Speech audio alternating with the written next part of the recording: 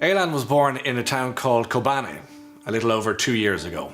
He was just a boy who loved bananas and his birth toy from Sesame Street. And on the 2nd of September this year, Aylan stopped the world.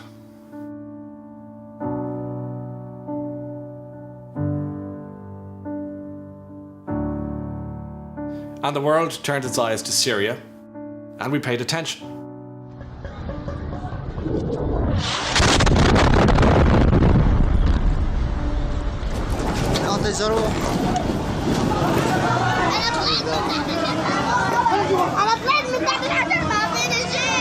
Since 2011, 250,000 people have lost their lives in Syria, and 11 million have lost their homes and been displaced. In May of this year, 8 children were killed every single day. It took Aylan's death for many of us to really notice what was happening in Syria, but Goal has been paying attention from the very start. Goal was one of the first NGOs to respond to the Syrian crisis, immediately providing life-saving aid, food, cash vouchers and water to this fractured and broken nation. Goal has been in Syria for 3 years now, and they'll remain there as long as they're needed.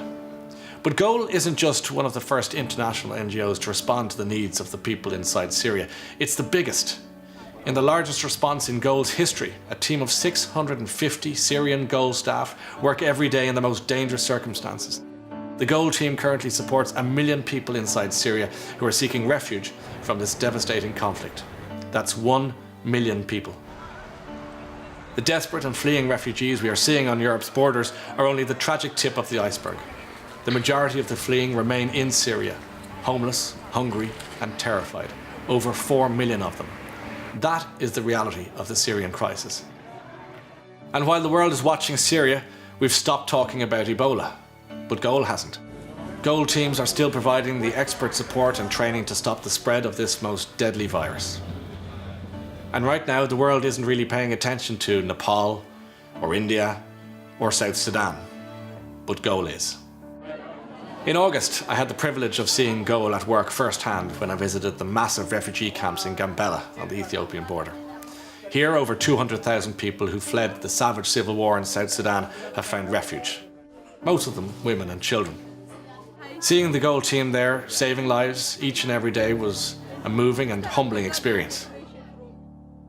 There isn't a single person in this room tonight who was not deeply and profoundly moved by the image of Aylan Kurdi lying on that Turkish beach. That image filled us all with anger and indignation. It provoked in us all the emotions we can't even begin to comprehend.